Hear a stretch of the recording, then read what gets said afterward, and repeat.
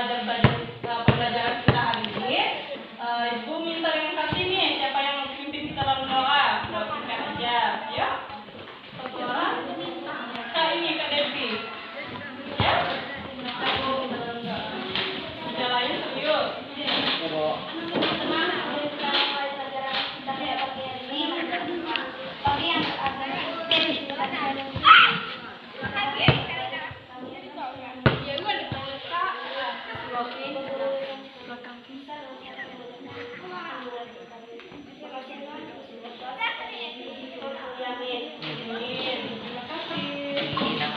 Oke, Ibu absen dulu. Ini gabung ya sesi 1 dan sesi 2. Oke. Alisa, Amalia, Antonius, Aurelia Selva, Cabrera, Devi, Doni, Eka, Alfianus, Gini Winnie, Juliana Kasera, ada? Ini Latif, Leni, Devi mana? Luciana Putri, Magra, Maksima, Maria, Marvel, Marcelius, Metewa, Matthews Roni, Michael Jessin, Mikalin, Miki Thomas, Mona Putri, Nathaniel Maisa, Niko, Nordia, Octavianus, Octavius, Radius Jamur, Rini, Suryadi, Valentino, Fiona, Yoga, Gracia, banyak ya kalian ini. Oke. Sebelum kita masuk ke materi kita hari ini, yaitu mengenai lembaga sosial. Kemarin kita telah mempelajari interaksi sosial. Ayo, interaksi sosial itu kemarin apa? Interaksi sosial. Ayo. Interaksi sosial itu kemarin apa?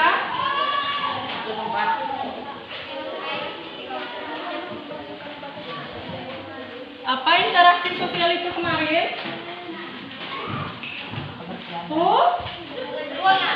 Iya, hubungan timbal balik.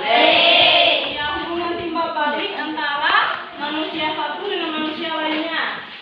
Baik itu individu per individu, individu dengan kelompok maupun kelompok dengan kelompok.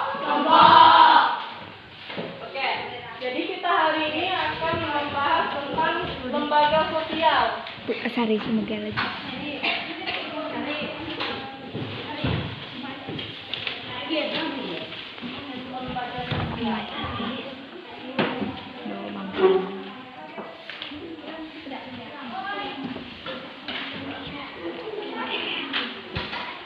Minggu lalu telah Ibu singgung itu lembaga sosial. Contohnya apa? Lembaga sosial. Kita sekarang sekolah di mana? Di gedung sekolah. Sekolah ini termasuk lembaga tidak kata Ibu kemarin? Salah satu contohnya yaitu lembaga sekolah. Lembaga sekolah termasuk ke lembaga pendidikan. Nah, jika kalian perhatikan nih, sehari-hari orang tua kalian sibuk tidak? Sibuk. Apa kesibukan orang tua kalian? Bekerja, ladang. Tujuannya apa? Untuk makanan, untuk memenuhi kebutuhan sehari-hari. Benar, untuk memenuhi kebutuhan sehari-hari.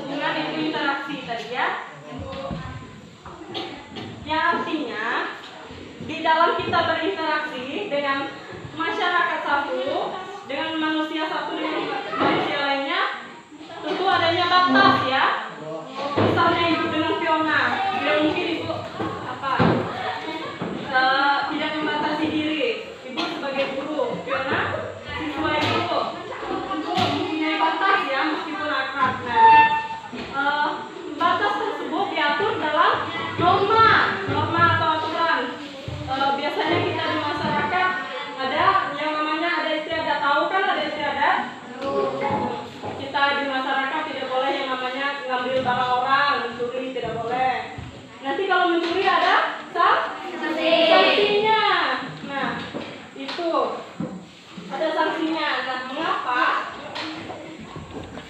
mengapa adanya norma-norma tersebut?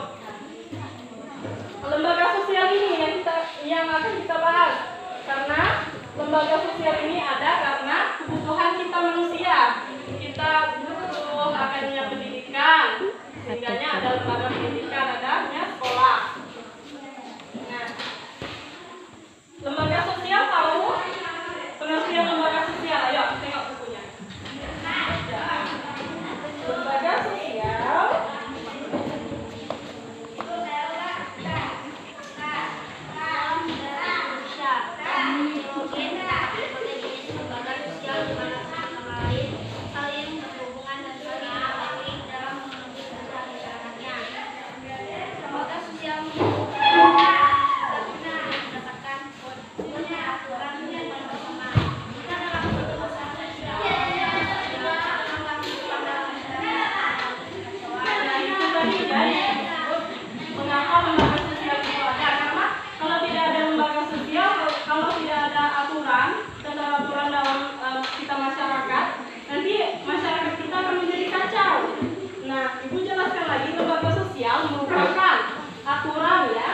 aturan atau norma yang ada di dalam masyarakat kita, yang menjadi pedoman kita, yang menjadi patokan kita dalam kita berhubungan atau dalam kita bersosial dengan manusia satu dengan manusia lainnya, kita bermasyarakat. Nah,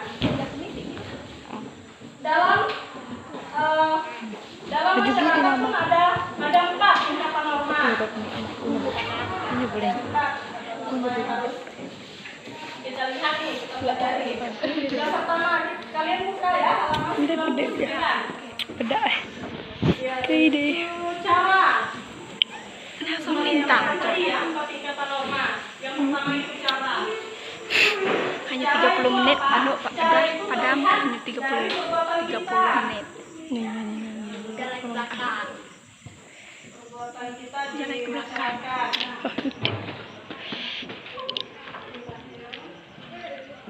Oke. Kalian lihat semua tidak?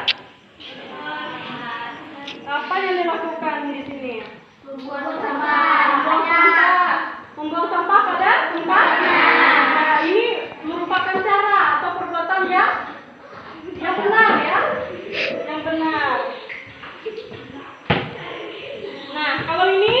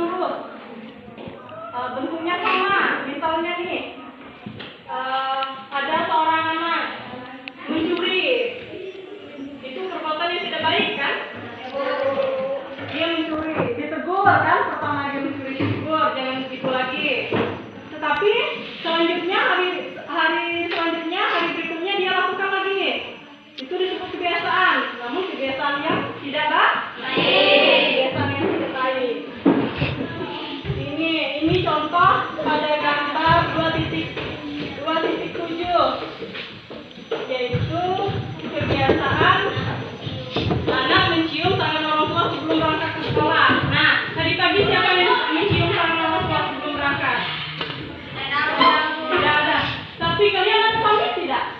Amin. Bagus ya, kebiasaan.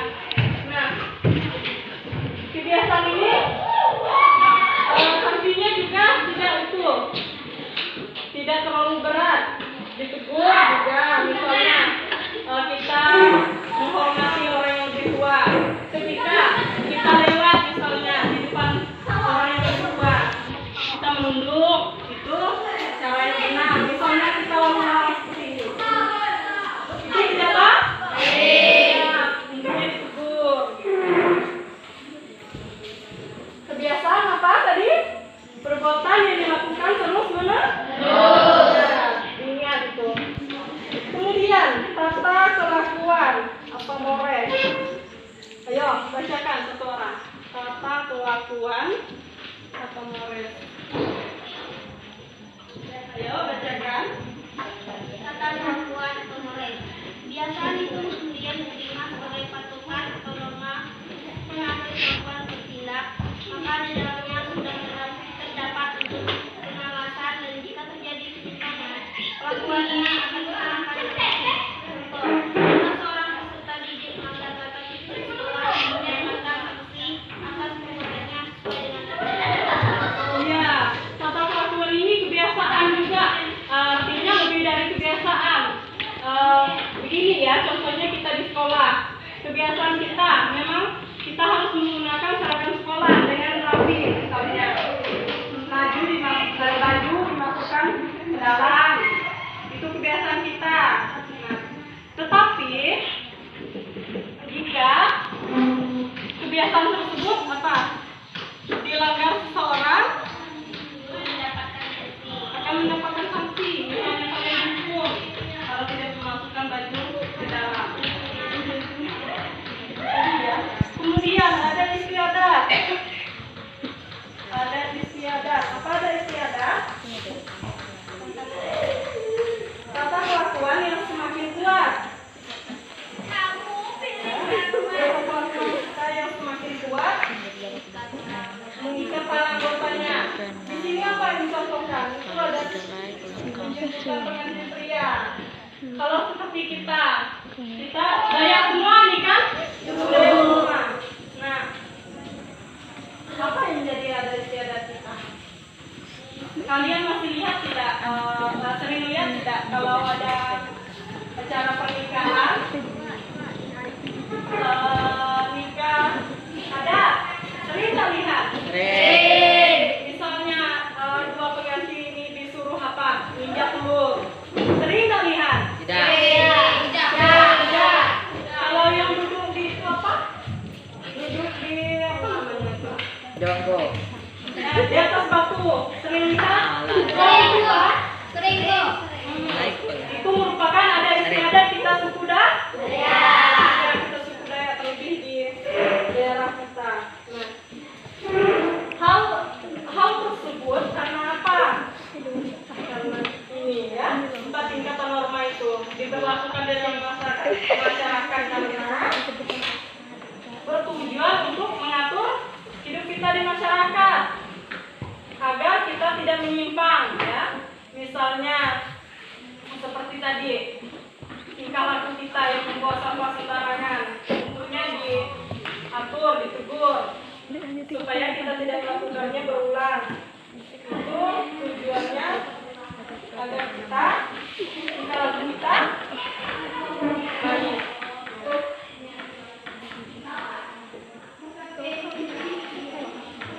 Oke, kebiasaan itu tadi apa?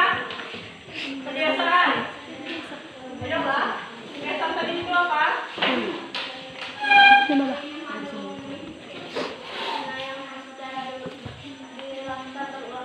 Iya, kebiasaan itu tingkah laku, perbuatan yang dilakukan secara berulang-ulang, terus-menerus ya. Nah, kita lanjutkan lagi jenis dan fungsi lembaga sosial. Jenis dan fungsi lembaga sosial. Pegang.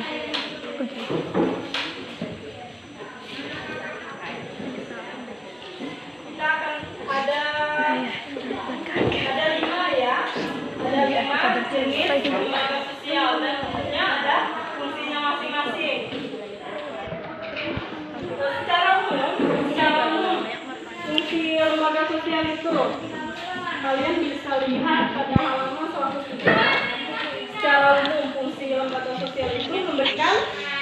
pedoman. Ada anggota-anggotanya. Anggota di sini yang disebut anggota di sini yaitu masyarakat. Memberikan pedoman pada masyarakat. Bagaimana kita harus bertingkah laku, kita harus bersikap itu bagaimana.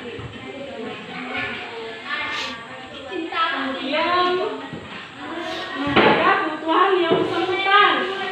Artinya lembaga sosial ini ada untuk menjaga keutuhan biar ini kita hidup masyarakatnya betul, tidak berkelahi, tidak terjadinya kekacauan. Nah itu fungsi dari lembaga sosial. Kemudian yang ketiga, memberikan pedoman pada masyarakat untuk mengadakan sistem atau pengendalian sosial.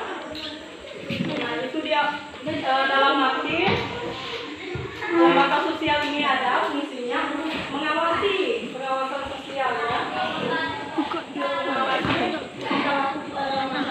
Nah, ayo kita 3 menit. Oke, kita akan bahas satu persatu. Ya, ada 5 ya. Kalian bisa lihat halaman 104. Ya, lembaga Keluarga. Lembaga keluarga itu merupakan suatu lembaga sosial yang paling terkecil ya. Namun di dalam keluarga ini, di dalam keluarga kita pelajaran banyak hal. Misalnya orang tua mengajarkan anaknya untuk bersopan santun dengan orang, cara bersosial dengan orang lain. Nah di dalam keluarga lah kita belajar. Misalnya keluarga mengajarkan nanti di sekolah, orang tua mengajarkan nanti di sekolah berteman bagus-bagus, baik-baik dengan teman sekolah. Itu merupakan pengajaran dari orang tua di dalam lembaga keluarga. Lembaga keluarga ini yang disebut dengan lembaga keluarga terdiri atas ayah, ibu, dan anak. Itu sudah termasuk dalam lembaga keluarga. Nah, itu tadi ya pengertian lembaga keluarga. Kemudian kita lihat fungsi dari lembaga keluarga ini. Yang pertama yaitu fungsi reproduksi. Kalian tahu fungsi reproduksi? Fungsi reproduksi ini artinya meneruskan keturunan. Misalnya dari orang tua ada anak, kemudian anak tadi menikah, kemudian masih anak tadi. Itu yang disebut dengan fungsi reproduksi, artinya meneruskan keturunan ya. Kemudian fungsi proteksi atau perlindungan, artinya apa? Fungsi ya keluarga, fungsi lembaga keluarga ini keluarga memberikan perlindungan kepada para anggotanya. Contohnya baik perlindungan secara fisik maupun secara kejiwaan.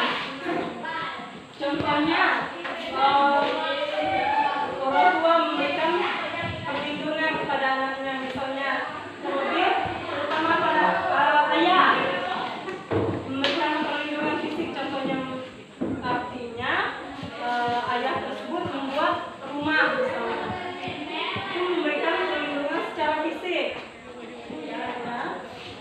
Kemudian secara kejiwaan orang tua memberikan perlindungan, memberikan rasa nyaman kepada anaknya. Apalagi yang ketiga fungsi ekonomi. Nah, lembaga sosial juga lembaga keluarga juga memiliki fungsi ekonomi. Artinya apa? Artinya memenuhi fungsi keluarga itu seperti kita ketahui yaitu seorang ayah ya, tulang punggung keluarga. Namun pada zaman sekarang bukan hanya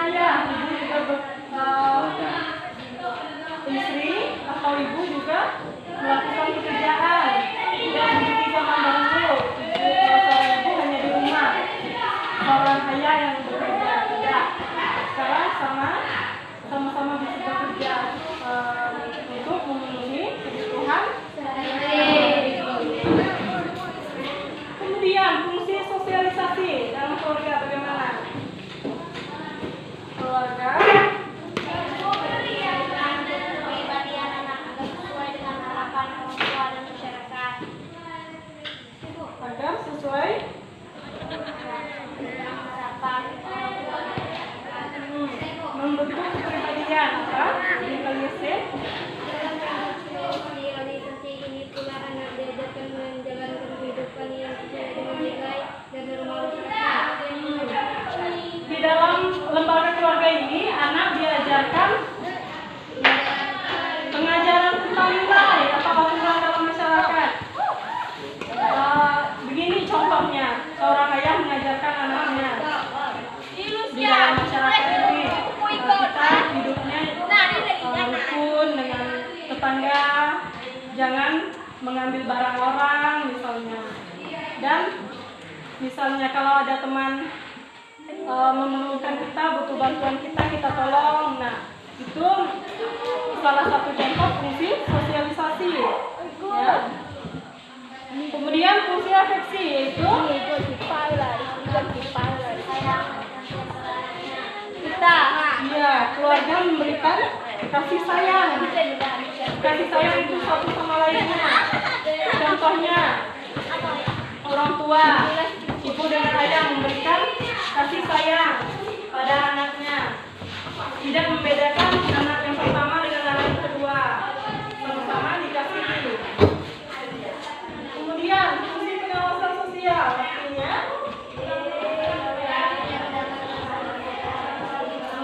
saling mengawasi.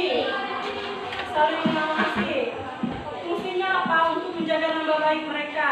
Misalnya orang tua mengawasi anak agar tidak ini contoh sederhana, agar tidak mengambil barang orang. Nanti kalau mengambil barang orang, apa efeknya? Nama baik keluarga rusak, akan hancur nama baik keluarga. Itu fungsi pengawasan. Kemudian yang terakhir fungsi pemberian status. Nah, fungsi pemberian status ini melalui lembaga perkawinan atau pernikahan. Setelah menikah, si yang laki-laki disebut pemimpin atau suami. Nah, si perempuan disebut istri. Itu fungsi pemberian status pada lembaga keluarga. Oke, sudah paham itu? Apa tadi fungsi reproduksi pada keluarga? Yang pertama tadi. Fungsi reproduksi memberikan keturunan.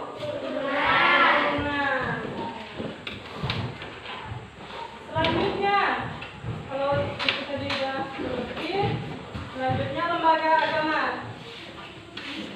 Di sini ada agama apa? Islam dengan Katolik Islam ada? Ada. Nah, kalian bisa lihat di lingkungan sekitar kita ada gereja tidak? Ada. Itu salah satu contoh lembaga.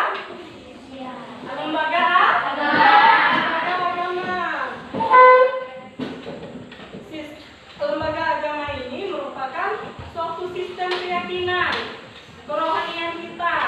Kita percaya, kita yakin dengan apa yang kita sembah. Ya. Kalian bisa lihat fungsinya, itu tadi pengertiannya. Fungsi lembaga agama. Ada fungsi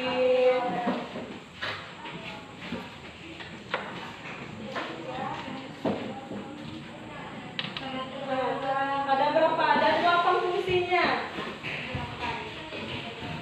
Halaman 111. Ada 8 fungsi lembaga agama sebagai pedoman hidup bagi manusia. iya, sebagai pedoman hidup bagi manusia. Sebagai pedoman artinya kita tidak melakukan hal-hal yang bertentangan dengan agama. Misalnya kita percaya agama ini tidak boleh demikian, nah kita melakukannya, itu sebagai pedoman kita.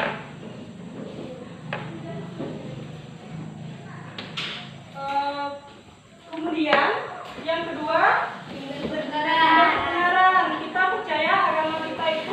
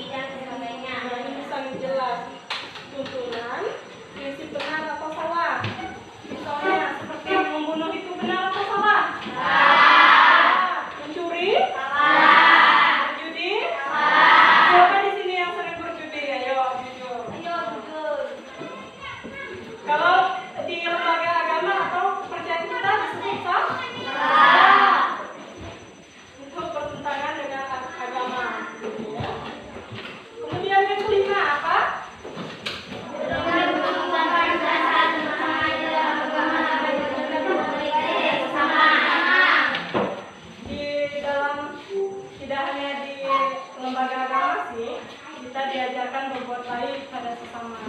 Kita saling tolong menolong dengan sesama. Misalnya ada hamba Tuhan yang bertugas atau melayani kita sering misalnya kasih sayur, kasih beras, itu perbuatan baik juga ya. Kemudian Pedoman keyakinan manusia berbuat baik selalu disertai dengan keyakinan bahwa perbuatannya itu merupakan penimbalan Tuhan dan yakin bahwa perbuatannya itu akan mendapat pahala walaupun perbuatannya sekecil apapun. ya, tuh ya.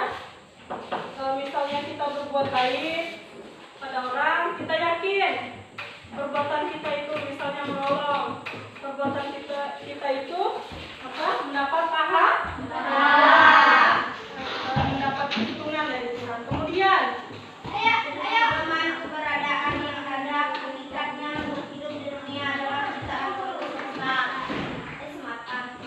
pedoman keberadaan yang pada hakikatnya makhluk hidup di dunia adalah ciptaan Tuhan semata.